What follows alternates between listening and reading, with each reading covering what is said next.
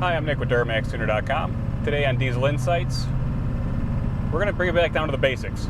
What I want to talk to you about this week is what separates a diesel truck from a gas truck.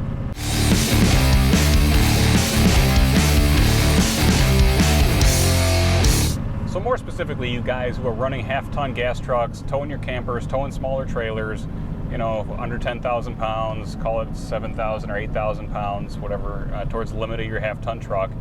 I get this question from friends. They say, well, sell me on diesel. Why should I switch from a gas truck to a diesel truck? And so the object of today's video is to show you, one, how a diesel truck tows and operates with a camper like that, or an enclosed trailer like we have behind us right now, similar weight. We're running about 5,000, 6,000 pounds right now, so not at full capacity for a half-ton truck, but still, you know, good load behind it. We're going to run it with a diesel truck, talk about things to notice, things that you'll notice driving the truck, and then we're going to run it with a gas truck so you can see kind of how the truck behaves and, you know, what as a driver you're going to notice driving the gas truck versus the diesel truck.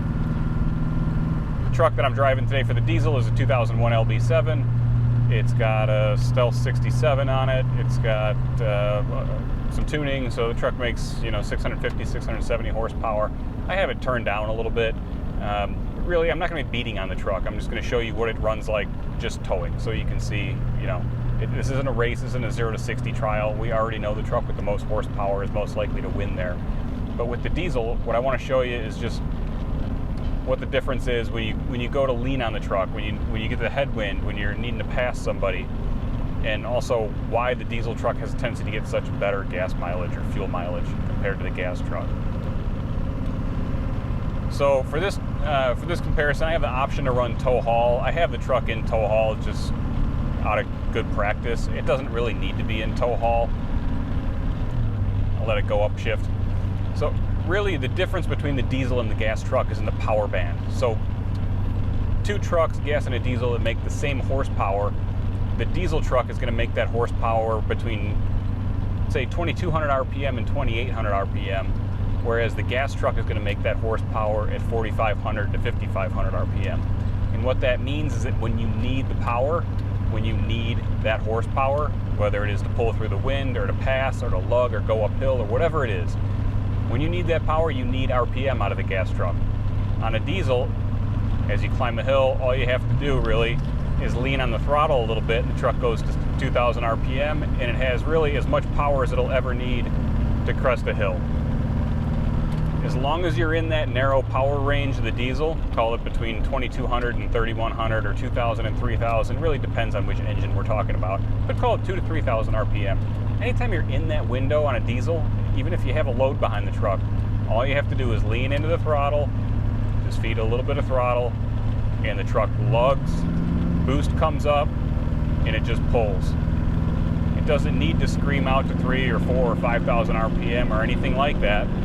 It just pulls nice and smooth at 2,000 to 3,000 RPM. That's the beauty of driving a diesel engine. Now, what does that mean for the rest of the driving situation, for the rest of your driving experience?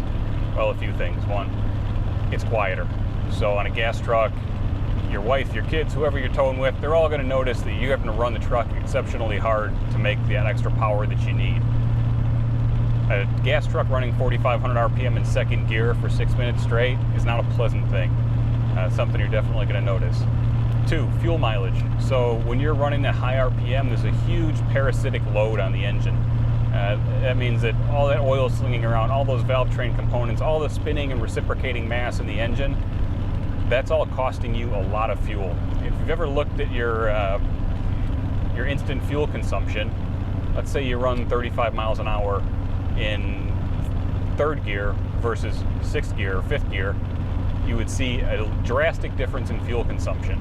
That's because the faster you spin an engine, the worse it is for fuel mileage. That's the basics of diesel fuel mileage. Lower engine speed, higher torque, higher cylinder pressures. And that's why you pay the extra premium for the parts, because the parts have to be stronger to put up with that higher cylinder pressure. But because they're designed to handle that large cylinder pressure and large torque load, you can run very high horsepower at very low RPM, which makes for a much more pleasant driving experience while towing.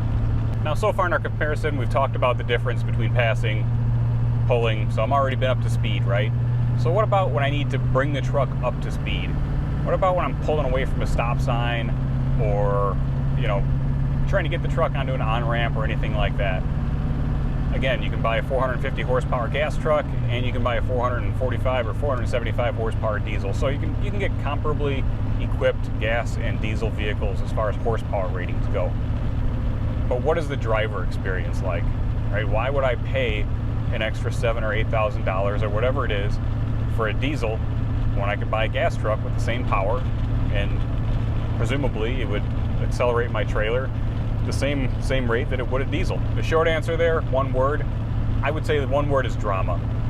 On a gas engine, as you're getting on the on-ramp, or you're going to pass, or you're leaving a stoplight, or you're pulling out into traffic with some urgency, when you go to use that power, you're going to lean into the throttle, and that's going to tell the transmission, I want high shift points. And the reason I want high shift points is because I need a lot of power.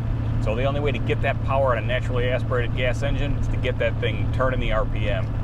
So we're going to hold first gear all the way out to 5,000 RPM, and then we're going to shift. You guys who've driven trucks, gas trucks, cars, whatever, you know 5,000 RPM isn't quiet in anything. On a diesel truck, I can get that same horsepower at 23 or 2,400 RPM. So yeah, I might be using the same power that the gas guy is. I might be accelerating at the same rate that the gas truck is.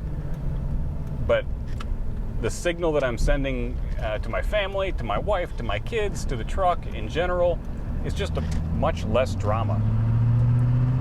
So here's, you know, normal acceleration. Truck shifts at 2,400 RPM. It just kind of calmly goes about its business.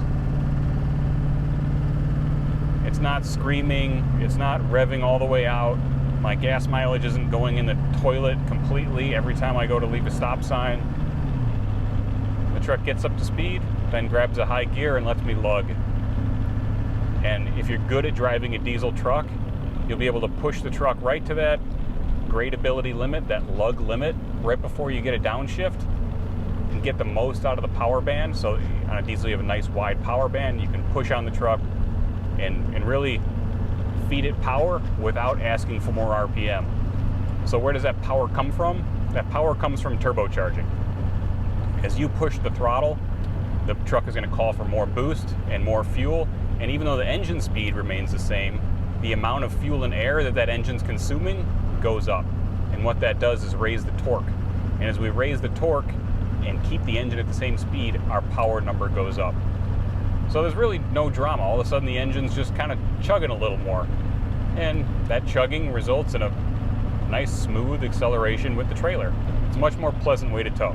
For anybody in the position of making this choice between a gas and a diesel truck, you know there are other considerations aside from how well the diesel truck pulls. There's the maintenance costs, there's the resale costs, there's the initial buy-in. So there's, you know, a diesel truck is considerably more expensive to own and operate. Your mileage, I would say a comparable equipped single wheel 3/4 ton diesel truck, it's going to get similar mileage to a half-ton gas naturally aspirated truck. Is that apples to apples? Only you can decide, right?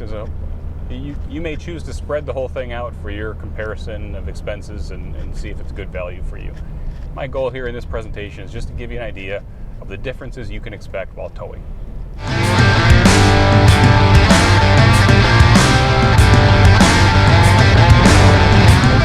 All right, so we're back. And now we are in a half-ton, 5.3 liter truck. It's got a 6-speed trans. This is probably, what, a 2014 or somewhere around there. Nice truck. Certainly comfier inside than my old LB7.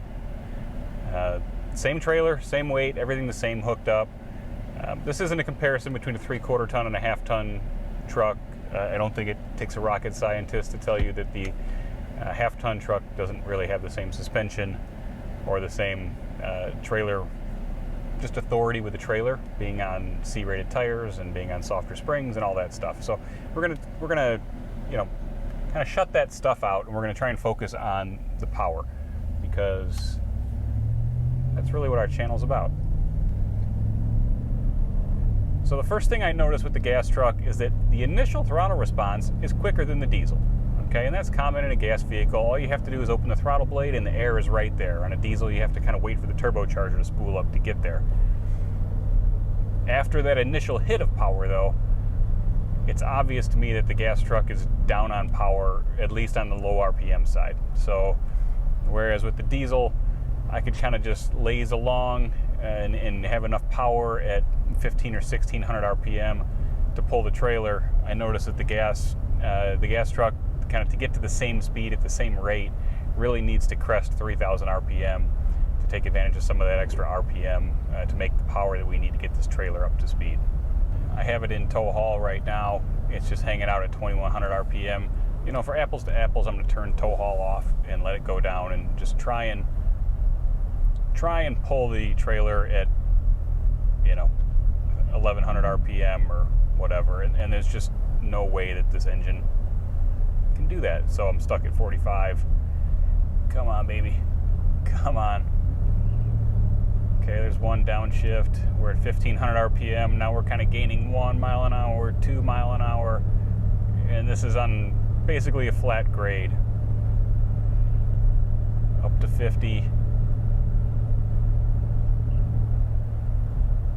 Not awful. So I'm able to kind of maintain speed in, fifth gear. As soon as I hit a little rise, I'm losing speed. One downshift, two downshifts. There's 3000 RPM, just kind of holding 3100. Okay, now we're back up over the hill. Pretty typical for gas, for how that feeling is on a gas truck. I mean, you can hear this thing working for it. It's certainly using fuel to get us up to speed. 3200, 3300 RPM before it grabs the next gear. And I would just call that comfortable acceleration. Of course, I could wrap it out further and, go to 4000 or 5000 RPM if I wanted to. I'd call that beating on the truck. That's not necessary, but just normal driving. I'd say it feels appropriate to have the truck up around 3000 RPM accelerating. One thing I noticed right away on this truck is that it's shifting more. So it wants to upshift to save fuel, and then as soon as I go to accelerate or I see any kind of incline in the hill, it's downshifting. Just to get the power it needs to kind of get up over the hill. I feel more anxious driving the truck. So it just puts me a little more on edge, like I'm just having to kind of look out a little more, be aware of my surroundings, just be aware of the engine. I'm trying to kind of drive around that drama, trying not to force it to have to work so hard. So with the diesel, I was not forced to run in tow haul. I didn't feel like that was necessary at this kind of weight. But with this truck, I just feel like it's too eager to go into high gear and try and lug compared to what it should be doing, which is holding the lower gear a little bit longer just to stay ready and really keep itself happy and keep itself from lugging excessively. It feels like it'd be more comfortable running in tow haul with this kind of trailer weight behind it, which I said is in the 5,000 to 6,000 pound range. So I'm finding myself trying to drive right on that limit constantly of forcing the downshift or not forcing the downshift. Now, of course, I have the option to go to manual mode, or I can go to tow haul and keep it a little happier. What I'll tell you about running in tow haul is that anytime you ask the truck to run high RPM for a long period of time, you're really going to see your fuel mileage go in the toilet, and nobody wants that. So if you can, if the truck is happy with it, or you feel like you can drive with it like that, it's my experience that driving in normal mode is usually better long-term for fuel mileage. Of course, if I go to tow, I'm at 50 right now, 50 miles an hour, and it wants to hang out at 1100 RPM and just kind of like lug along. If I click it into tow haul, here it seems a little bit happier. We're at 1600 RPM now, and it feels like it's just can handle the load a little bit better. I feel anxious about pulling out into traffic here, whereas normally I do not have that feeling.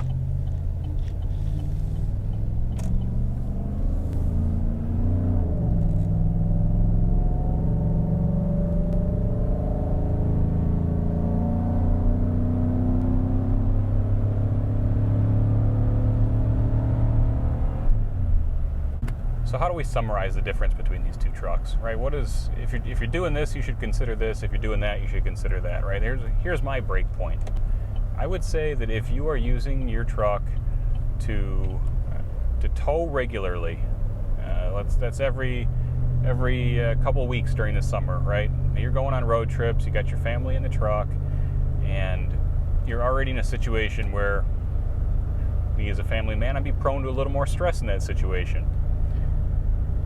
Towing at full vehicle capacity, so towing at your max vehicle rating with a gas truck, naturally aspirated gas truck, especially if you're in the mountains, especially if you're in the heat, you're in any kind of inclement conditions, that is going to take more power away from the truck. It's going to be more stressful for you to tow with that vehicle than it is to tow with the diesel of comparable power output, comparable single wheel truck. If you're not towing that often, and you're making 1 or 2 trips a year, and it's your daily driver, I would say lean towards the gas truck and just kind of put up with it when you have to tow. Just expect that, hey, I'm going to have to be on my game a little more when I'm towing with this thing, and you'll deal with it. You'll live. You'll get past on the hills, and you'll have a little bit more stress in your life while towing, but there's a cash trade-off there, and that's the way life is. Just look back, I got 3 cars behind me.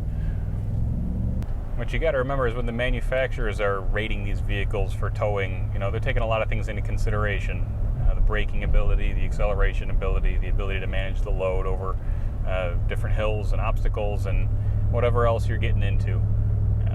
The manufacturer wants to give the vehicle the highest tow rating that it possibly can, because that way they can be more attractive to a wide variety of buyers and they can sell more trucks.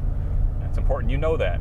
It's important that you know that the way that you drive might be different than the way the guy who tested the truck for its towing capacity drives. You might be expecting to drive a little quicker, you might be expecting a little more control, a little more command. You might be even thinking about upgrading your trailer in the next 2 years, in which case you might have to buy another truck. So consider all those things before you make the purchase. As always with our videos, this is intended to be a primer. This is kind of to get your feet wet, give you the basics that you need to know. There's no substitute for going out and getting the data yourself. Best case scenario, the dealership lets you test towing with a diesel or a gas or both on your own trailer, so you can see the difference. If they won't let you, go to a different dealer. I'm Nick Pregnance with Duramax Tuner. This has been a Diesel Insights.